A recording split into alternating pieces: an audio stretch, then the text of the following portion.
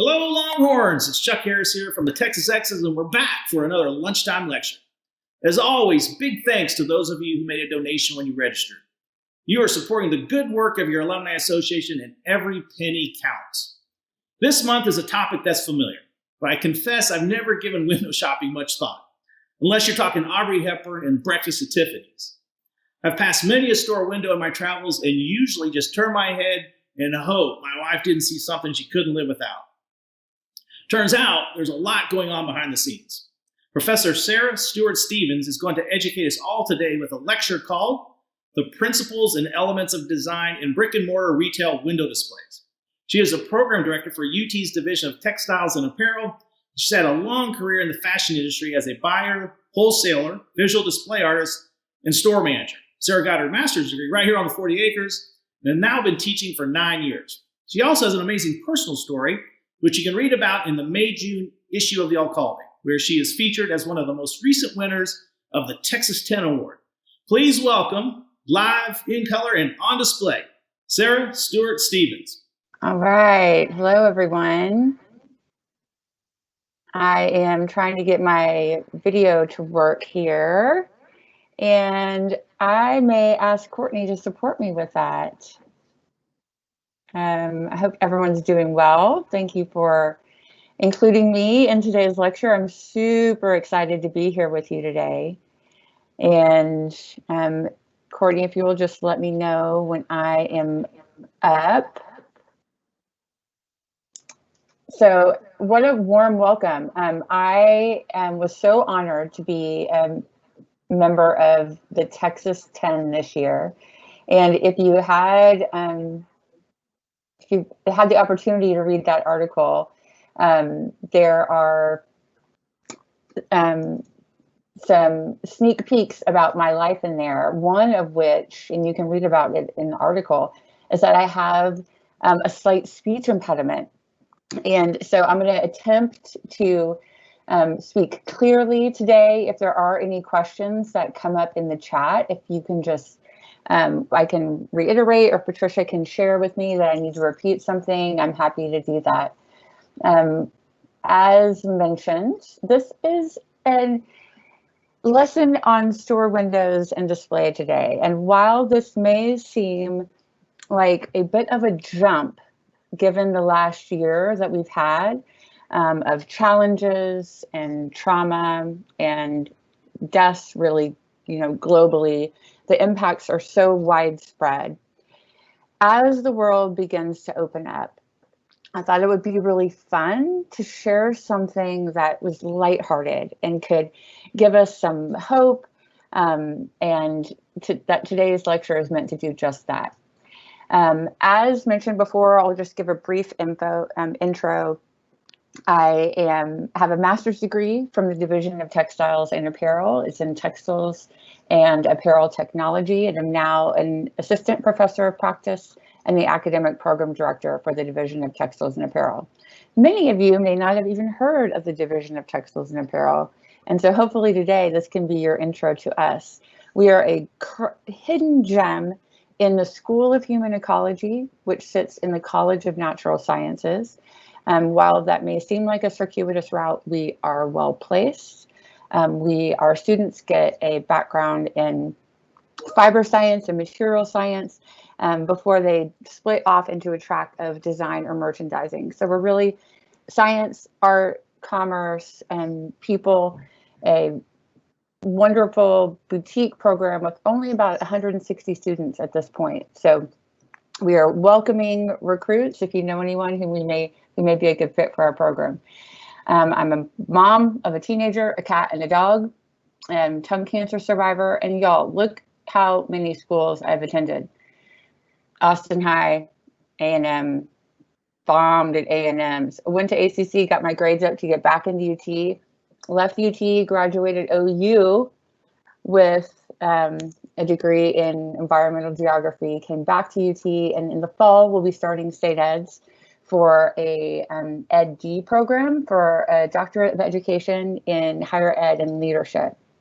Really trying to cover the conference there. And Courtney, you can change the slide. And before I get into our store windows today, I want to let you guys know about something really cool that we've been working on.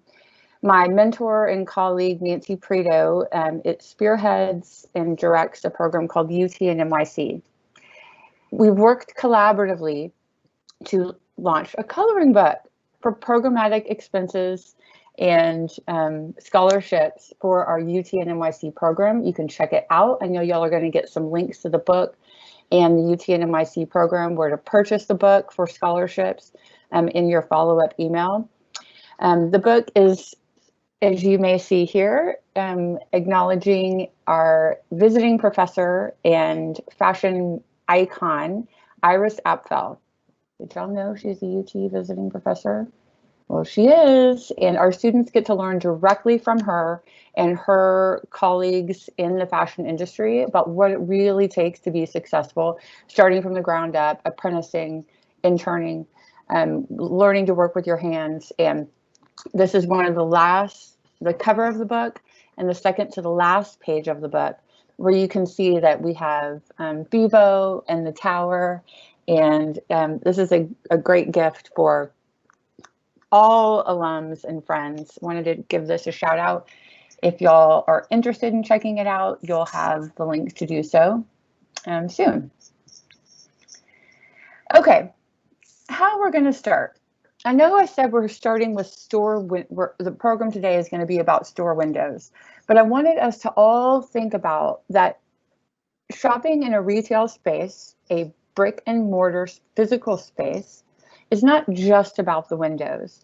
It is about store layout, store planning, the design of the building itself, where you put which products inside of a store matters. And our students learn how to do that in merchandising courses in the Division of Textiles and Apparel. And think about this. Typically, our students have the opportunity to work with wonderful partners like Neiman Marcus, Lululemon, Kickley, CJ, just on the drag. Our students get to go in these stores and have a lab experience, a hands-on experience doing windows and layouts and learning in real time. Well, because of COVID, our students weren't able to do this. And so we had to pivot, and the students got to learn 4 or 5 different softwares, including SketchUp, Illustrator, InDesign, Photoshop for display. And so I wanted to kick this off with some student work and have you reminisced back to the days when you were in school thinking, oh my word, could I do this? This young woman, Alexa Klein, this was she really wants to have a store, and she designed this store and with her dreams coming true of color being in the desert. Next slide. This is another fun one. A student named Mary did an store exterior, including the Jeep that she wants, with some window displays here. The students, this was I don't know if anyone had been to the Kendra Scott flagship that was on South Congress, and before they had the new store on 38th. This was a replica of that.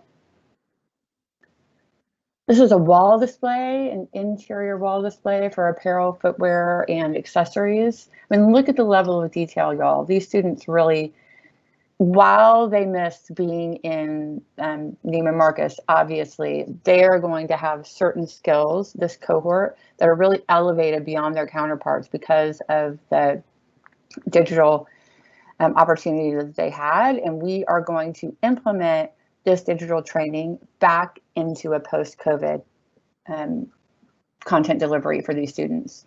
Okay, next slide. Another awesome wall display. And the students, you can see them in this photo, presenting via Zoom their capstone presentation. So good. Okay, now, pivoting to what's out there in the world and not student work.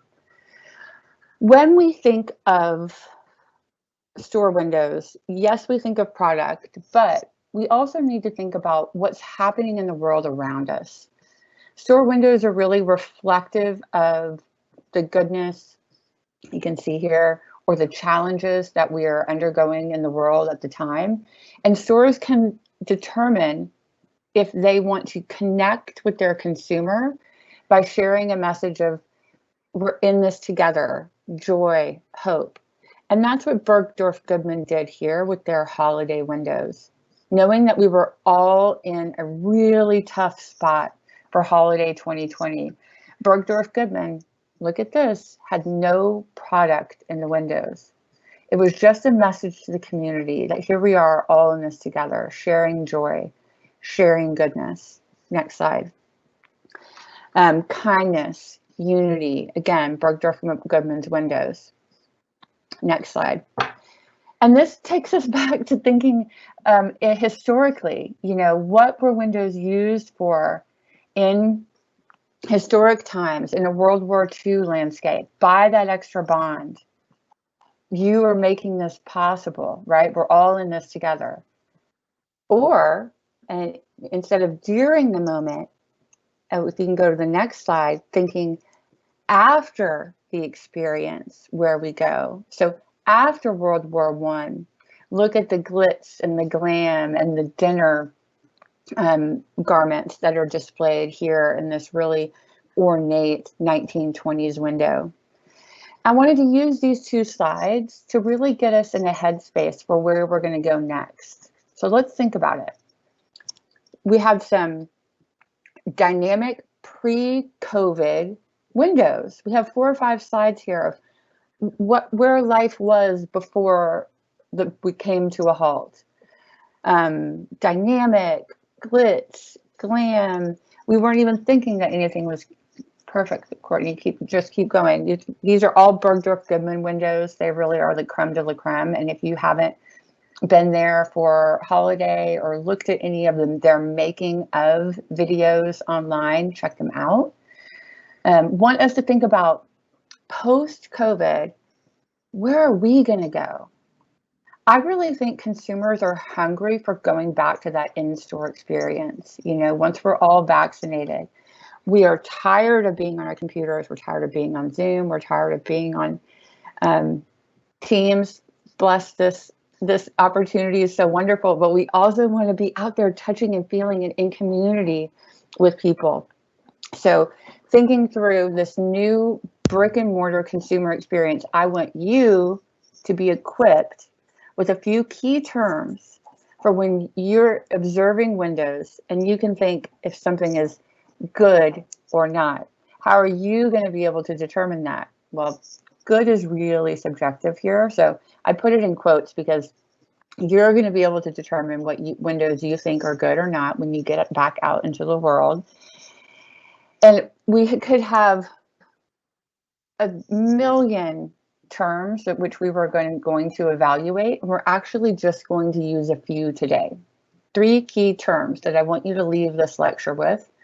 If you want to take a pen to jot down some notes, we're going to look at the terms, and then we're also going to look at photos so that you can learn how to apply the key terms to the photos themselves. Number 1, proportion. You've probably heard it tossed around, but for the purposes of this lecture, we're going to think of it as effectively handling the space intervals in between objects. So proportion is the space in between the objects, and then rhythm is the placement of the objects themselves. You can't have proportion without rhythm, and you can't have rhythm without proportion. They need to work together. So take a note about that. And then also we're going to look at balance. Balance is the way that visual elements are arranged so that their weight harmonizes with other elements. And you'll see some photos about what I mean. Okay. We're going to kick it off with balance. We have a seesaw here, and the definition is repeated. Look at the, oh, sorry, go back to the seesaw image if you could, Courtney. Now, is this seesaw in balance? I would say yes, right? It may be an asymmetrical balance because you have a big ball and a small ball, but they're making sense together on either side of that seesaw, and it is in balance. Okay, next slide. Now, we see 2 images here. I would also think that share with you that I think these images are in balance. We see how the rocks are placed like almost Jenga-like, small rocks, big rocks off of that center line.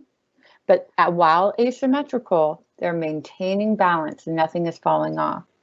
Now in the bottom left photo, that is symmetrical balance, because you can see it's perfectly mimicked on either side of that center line. While the colors are different, there's the weight and the shapes and the values are the same.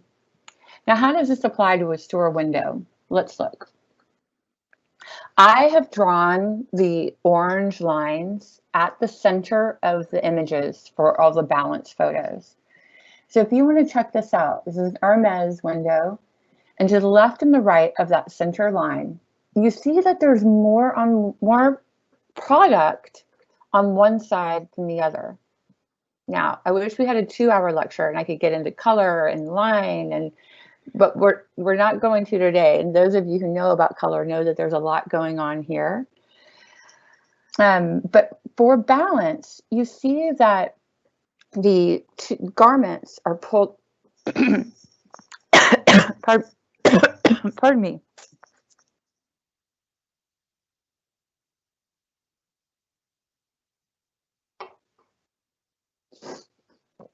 The garments are pulled right up against that center line, that optical center, to create the balance or the feeling of the center of that seesaw. And then to create, so that we're not totally off balance, there are orbs with purses on the other side of the center line that help to create more of a balance when you may think that this is off balance with the two garments being on one side. Okay, next photo, please. And here we have an interesting one. You notice I've drawn two lines right through that optical center. We can think left or right, and we can also think top or bottom in this Hermes window. We have, this is really fun, right? Like the legs of the mannequins are the legs of the giraffes.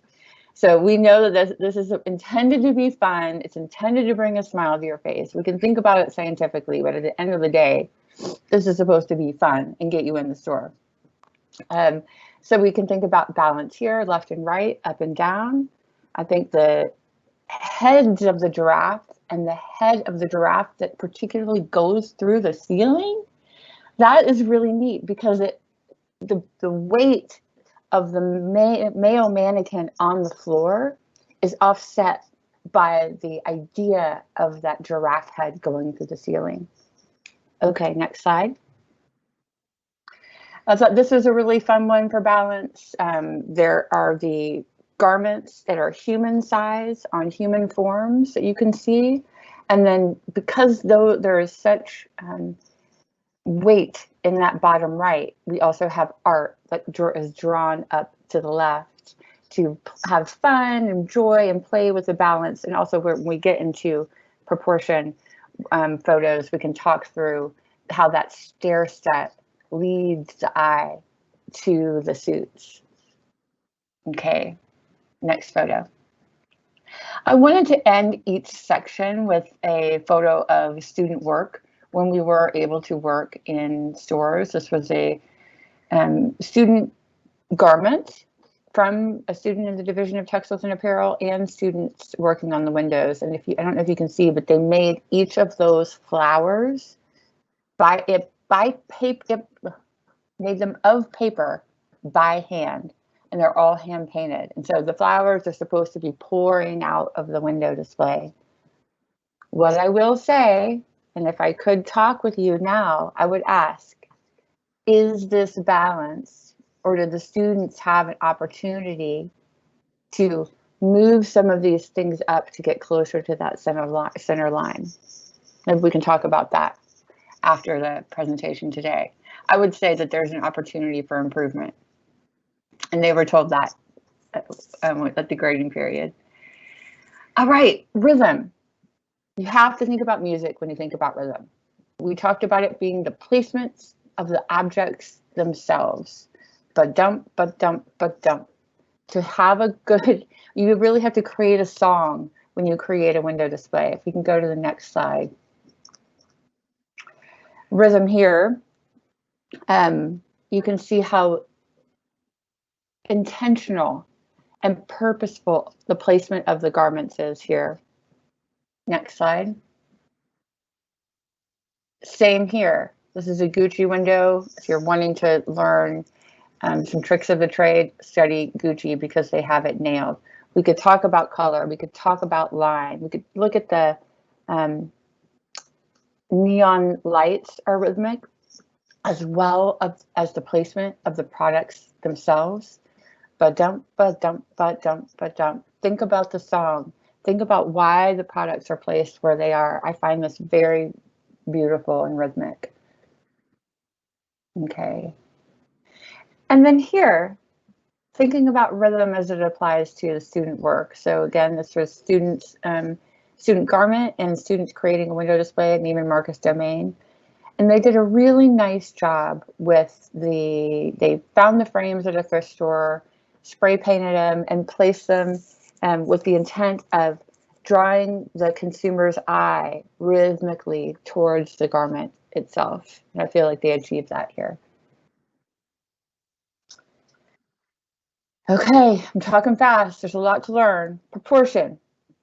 Proportion is effectively handling the space intervals in between the objects. And remember, this works with rhythm. So we're going to go into some photos here.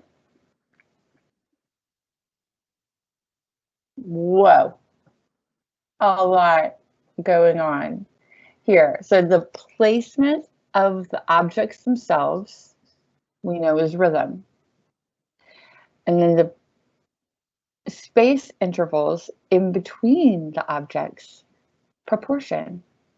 So goodness, what do we say about this when the objects are so placed one on top of each other? This is highly intentional. It's made to feel just luscious and you want to reach your hand in as the consumer and grab something, that there is like a prize or a present behind every turn. We could talk about balance. We could talk about color. We could talk about, there's so much going on here, but I wanted to call it out as a really good pairing of proportion and rhythm. And next slide. Okay, we could talk about this with rhythm, and we could also talk about it with proportion. I put it in the proportion section because I just feel like it's so lovely that the garments and then the way in which they're hung provides this fluidity of space, right? This place for your eye to rest, so that while there are so many garments in a window, it's not over the top. Like you can really see the line and the rhythm and the spacing all sits very nicely together leaves you with a feeling of rest. This is a cause window. Okay. Oh, proportion. We could get into all of the things that helps to support proportion in another part 2 lecture, but one of them is radiation. And you can see here that the garments radiate out from a center circle with space in between. That's the proportion, remember? And then the rhythm is the placement of the mannequins themselves in that radiation shape, which lends itself to proportion. Okay, you've seen this image before, but I wanted to show it to you here just in the proportion section so that we can remember that so many of these things are connected. You can't have proportion without rhythm. You know, color is tied to balance, weight is tied to each shape. So all of these things work together. And so we look at the image again, because what I think is really neat about this is I talked about radiation supporting proportion. Well, here, stair step specifically supports proportion and leads the eye over to the garments. And then wrapping it up with the images here, I think it really speaks to rhythm, balance, and proportion. The 3 key terms that we talked about today was a student window for holiday Neiman Marcus domain in 2017, and the students individually hung each of those butterflies. And the dress was by TXA alum Veronica Lozano. I feel like the students did a really nice job of combining all three in this window. And I wanted to close with that and remind you that the key terms you've learned today are rhythm, proportion, and balance, and encourage you to go out into the world, if shop if you feel comfortable, or at least be looking at store windows as a challenge to yourself to see what you learned today. And here's my email address. Would love to stay in touch with y'all, s3@utexas.edu, and look forward to conversation with questions. Thank you, Dr. Stevens. This is Patricia Shampton. Thank you, audience, for joining us as well. And you can go ahead and put any questions that you have in the QA, and we'll get to those. But I'm going to start off with a question that talks a little bit about balance and rhythm and proportion. So is there ever a situation where you would ignore one of those three or not utilize them in a way that you teach your students? Is there a situation where that applies? Yeah, absolutely. Really good question. And I think that, yes, really anything goes if it's intentional. So if you're wanting to highlight a garment in a specific way, and let's say it's a white dress that's very simple, right? But we maybe would put it on a far right in the window. And then if we wanted to use color, that could be a ton of props and things all over on the left. And so our balance might feel off. But the story there might be that that dress has such gravitas or weight itself because it's so gorgeous that it doesn't really matter. So you can play with it. And again, it is supposed to be fun while we are learning about these things here in kind of a, this is your vocabulary and this is what you do. Remember to have fun with it. And that joy coming through is what's really going to draw the consumer in. Thank you, because I was wondering if there was ever a situation where you would go outside of that. Mm-hmm. So you had mentioned earlier that, COVID changed the way your students were learning this year. Can you talk a little bit more about, the way you taught pre-COVID and then what you asked of your students during COVID? And you'd hinted at some things that you're going to put into your curriculum. Can you just expand on that a little bit? Mm-hmm. Absolutely. So like every instructor at UT, there was this quick turn pivot to digital synchronous and asynchronous content delivery methods. And for visual, it's really tough because we used to be in the classroom with paints and sandpaper and levels and fishing line, like really practicing how we tie things up and how we create life in a physical space. And then, like I said, that would be with many supportive partners around town. We would use their stores as living labs. So we had to figure out, okay, how are our students going to have a rich experience? And pre-COVID, we really hadn't found the sweet spot for how much digital learning was needed. And so when we flipped it to all digital, and what the takeaway from that is we're going to have much more digital moving forward. So our students were hungry for learning SketchUp. They were hungry for learning InDesign. They need those Illustrator skills to go out into the world and be competitive. So we're going to find a balance of, yes, learning some of the hands-on skills and having those experiences, but really elevating the digital so that they are even more competitive when we go out into a post-COVID landscape. Because brick and mortar is important, but that's a part of a harmonized retail experience that's combined with social shopping, Instagram, web, the consumer experience, parties, all these things. So that's just one slice of the pie. And the more that they can be prepared to perform in all aspects of retail, the better off they are. That's a great answer, and I love it because it's hopeful, and I really hear that. So we have some questions coming in, and while we're talking about digital, one came in, can you use the same principles that you talked about today in an e-commerce window? Yes, absolutely. And so that's what our students really are learning how to do. And a lot of the job, that's where many of the jobs are as well, right? There can only be so many brick and mortar visual display artists, but you can transfer exactly what you've learned today to e-commerce platform, absolutely, to a phone, to a mobile platform, to, again, I love the term harmonized retail. Everything, all of the channels working in harmony to have a consistent brand experience across all of those platforms. Cool. Another question, for some small businesses in the region, are there some tips or tricks of the trade to designing cost-effective window displays that still grab attention? Yes, absolutely. Great question. I would say, reduce, reuse, recycle.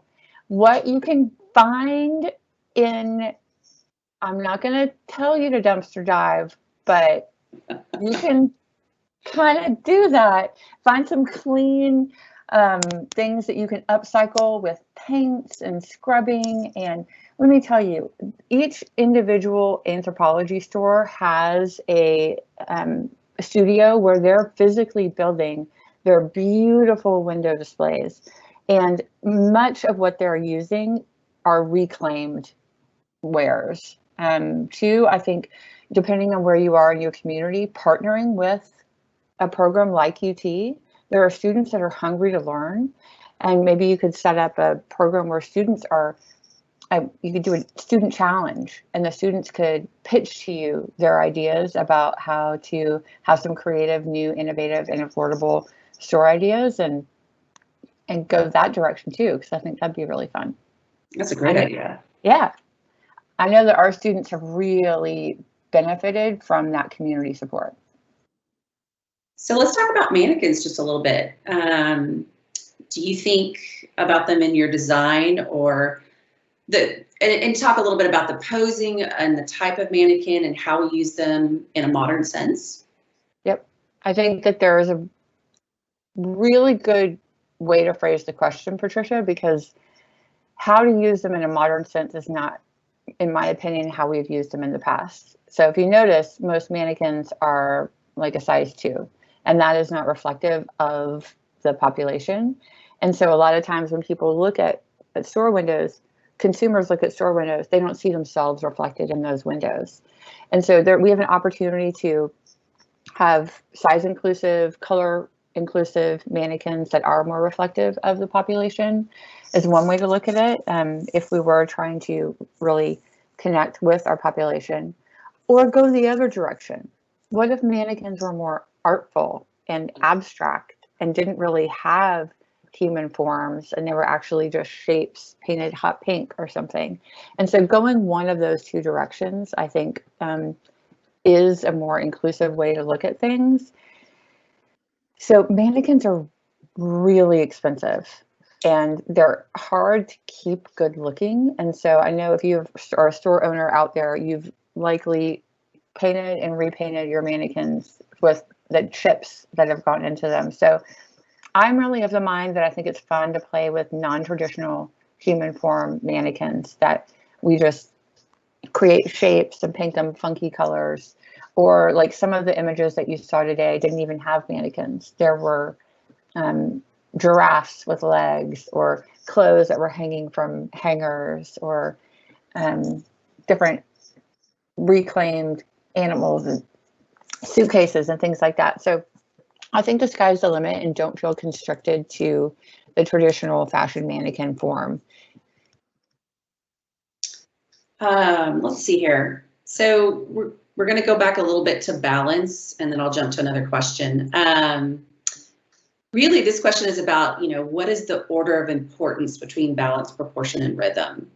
And, seeing how these work together, but wondering if you consider one more important than another, or if you start with one and then go to the others? Okay, this is the stump the professor question. I think that it's going to be different for different display artists. I am such a rhythm and proportion gal that I'm gonna drive with those two, but with a foundation of balance. So it's really, I think, maybe balance first, and then everything else is built up with the proportion and rhythm. And then I'm going to sprinkle color and line and all the things that we didn't talk about today on top. That'd be my answer. Thank you. Yeah. So another question, how important is it to know what the store is selling based on their window presentation? Yeah, really good question. I think no, I would lead with, instead of knowing what they're selling, knowing what the store's vibe is, the store's DNA, the store's personality, and then the product itself is secondary. Now, some may call me wild for doing that, but if you notice that some of the windows that we looked at today, you couldn't really tell what the product was. The windows were playing with it. And so I'm going to be in the camp that, again, this is subjective in my answer. I'm going to be in the camp that drives with store DNA and store vibe first, product second. Okay. And kind of playing on that and taking that a little bit further, you'd mentioned that, post-COVID, you really are hoping for a renaissance about the store windows and people getting out and having this, experience, in-store experience. So can you talk about some resources or books, or maybe point us to some articles where people can read up on that? It seems that is a great interest, and this is the topic of the lecture. So yes, happy to. So there are a few people that I really admire and follow on LinkedIn, and then any podcast or lecture that they do, I attend it. First one is Steve Dennis. So check him out, Steve Dennis, and he's really the one who is pushing forward this term, harmonized retail, and just had a book about retail come out.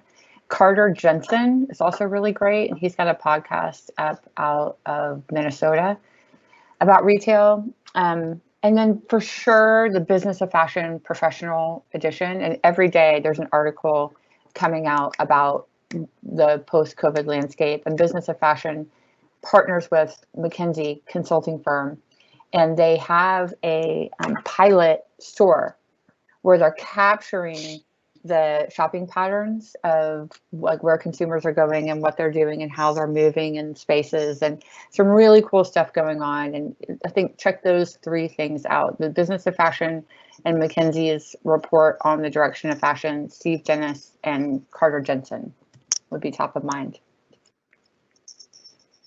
So I'm going to put you on the spot a little bit. Okay. All right. So what are some of your favorite window displays in Austin? Oh, yeah. I love Kickplate. I love Kickplate's windows. If y'all haven't been there, like 10th and Lamar, because they are very artful, and then the clothes become a part of the art. They're also very simple. I also love By George's windows. They're also artful. A thing that you can notice if you look at By George and Kickplate when you go downtown is they have open back stores. So you look through the glass and you see the mannequins, and then there's not a wall behind it. So that's a different vibe than you get at a mall, right? Yeah. There's a closed back, and you have a different opportunity to shape the space in an alternate way. I think I really am. If you haven't been to Adelante is also a gorgeous store. Like, go check out the interior. We also have a TXA grad in Adelante, and then a UT grad at C. Jane. I'm going to plug C. Jane because I don't know if y'all have been there, but it's on the drag, and it's, a student hotspot, and our all of these places have given us and our students that hands-on lab experience. And so those are all really meaningful to us, as well as being well done. All right, so if you haven't checked those out, check them out. Do you think that displays will even be more important while trying to get people to return to the stores? I mean, will it be more integral, more important thing? I personally do think so. I think we're moving from this period of, you know, when e-com came out, many people thought, oh, that's it, we're done. It's only going to be mobile. It's only going to be e-com. And then the malls started to die. You know, malls were further out, and there was this big fear that retail is dead. But guess what? It's not. We're all still buying stuff. We're all still wearing clothes. So we're just doing it in a different way. And I feel that that new way is this comprehensive storytelling that, like I said before, is mobile, is e-com, is the post-COVID. Let's go to a party at the store and let's see the DJ and have a glass of champagne and buy a dress and meet the artist. And so all of these things are, I think, going to be important. To get into the store really helps the consumer to have a feel for that brand. You know, you can only learn so much from online, but when you step into a store where you've seen the windows and been attracted by them, you smell the smells, you meet the salespeople, which are critical brand ambassadors for the brand. You get to touch the clothes, and we could have a whole other lecture on fabric here. But it's a part of this comprehensive storytelling that we really can't get away from, and I believe people are hungry for. Perfect. So we've got a comment here that one of our audience members' father, I believe, was a window designer in the 60s, 70s, and 80s. How cool. Yeah, it's pretty cool. So one of the questions I had was, you know, is it a different way of looking at that in that era, in all of those eras, based on what we're looking at today? Absolutely. Each decade has its own kind of claim to fame and critical story that it's told. You know, we looked at the window from the 40s, we looked at the window from the 20s, and there are some really great historical window display books that help to tell these longstanding stories. And I would love to connect with this audience member because if you have any photos of your dad's work, that could be really great for our students to look and learn from your dad's stuff in the 60s and 70s. All right, audience member, okay. Put your name in the QA and we'll get that to Professor Stevens. Thank you. That's so cool. One of the questions is, it goes back to a comment that you mentioned earlier, is going back to the idea of proportion, rhythm, and balance. How can you keep those elements in focus with an open back display? Oh, really good question. So one way is lighting, right? Like even with an open back display, you can have lighting on the ceiling or lighting on the bottom shining up on the garments, and you can manipulate the lights to focus on certain areas. Another is utilizing proportion, rhythm, and balance to optimize the viewer's experience. You use the placement itself so that you don't lose focus of the garments. Picture this. If you didn't have a good rhythm and you had awkward proportion, things were too far apart, that's when you lose the balance, right? Like, let's say you have two things that are just one on this side and one on this side. The consumer's eye doesn't know where to look. It's very confusing. But if you bring those two mannequins together and potentially even add a third, because people love odd numbers. We didn't get into that today, but it's true.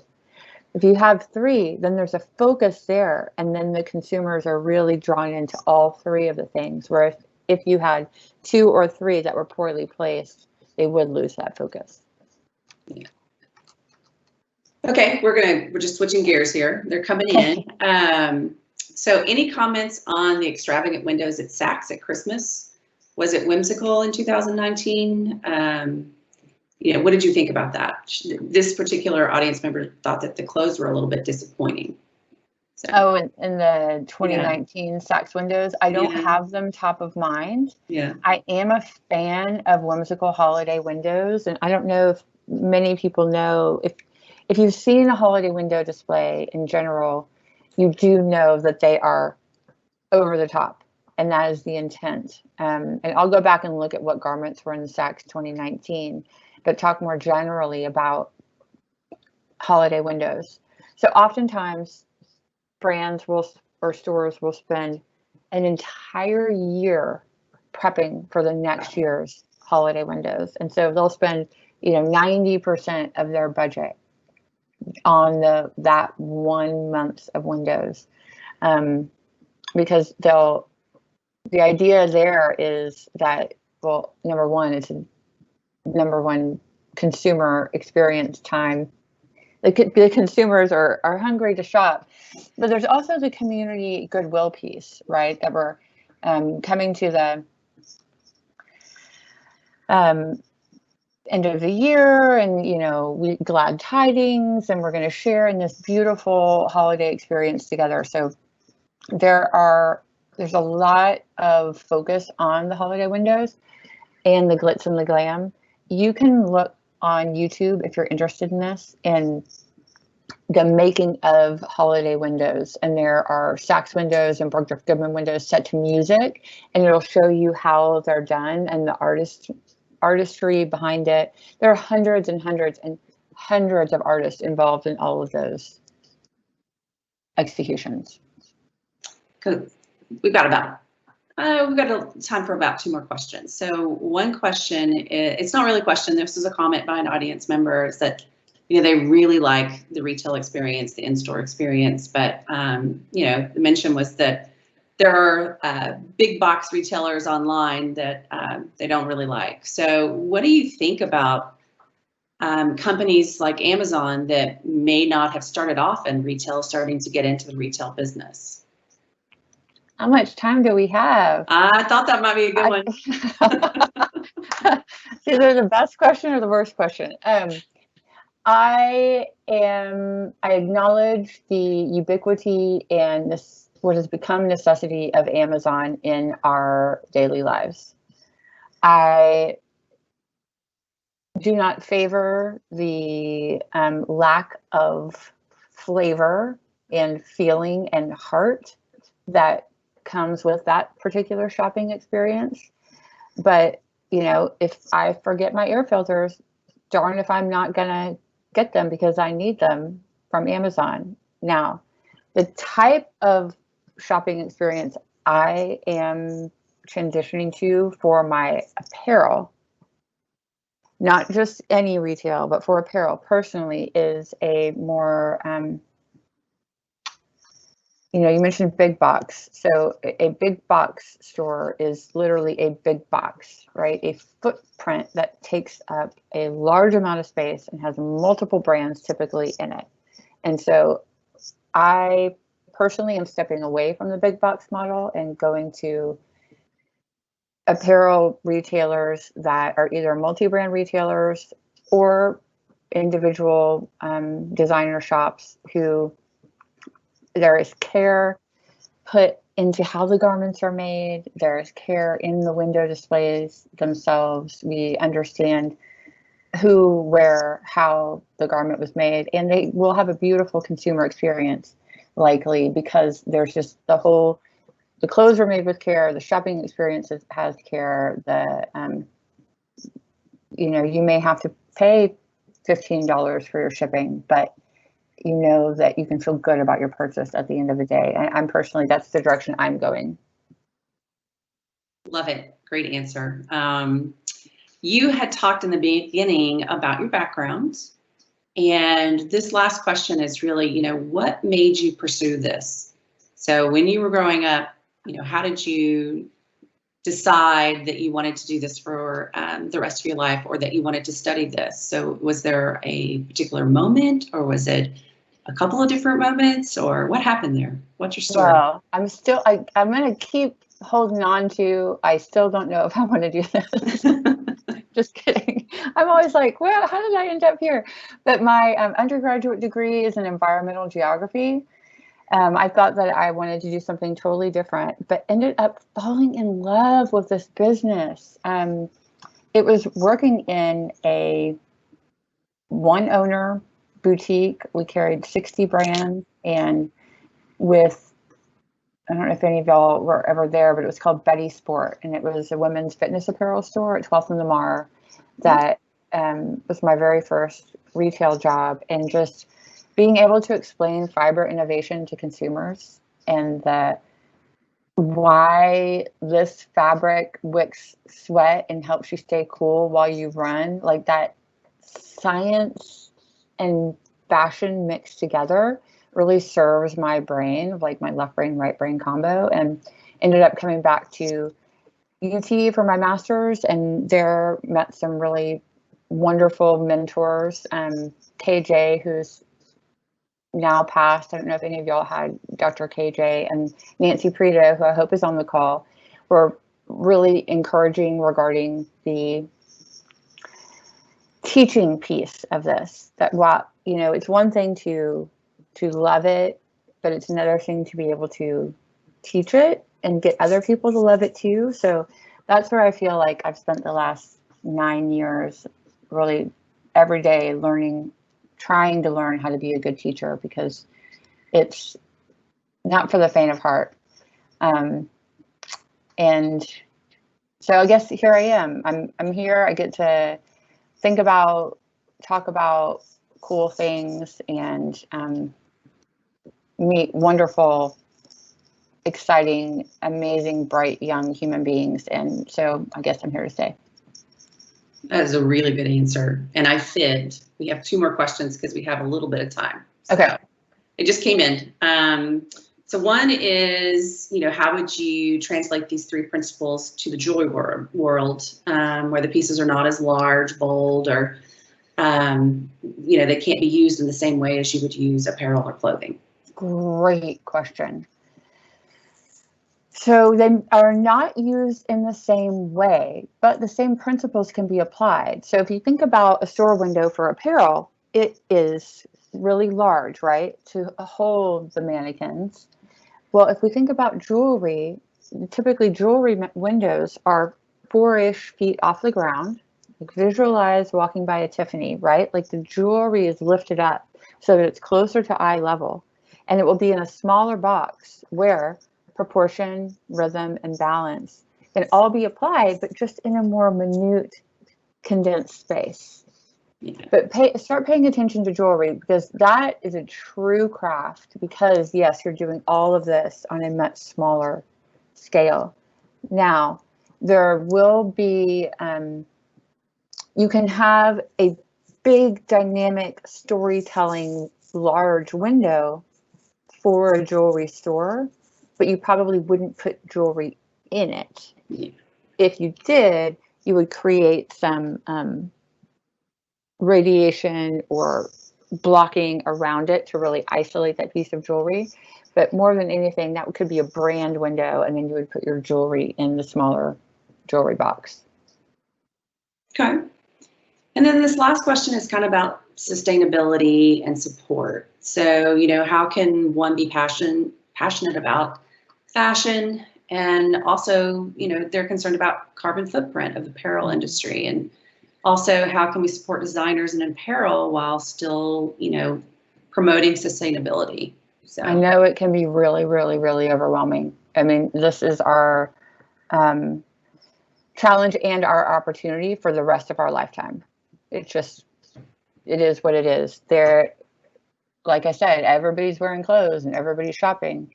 So, and it continues to negatively impact our world. I think a couple of really great resources and ways to feel empowered, and that you could step into a place where you feel like you're doing something good. Check out a group called remake.org.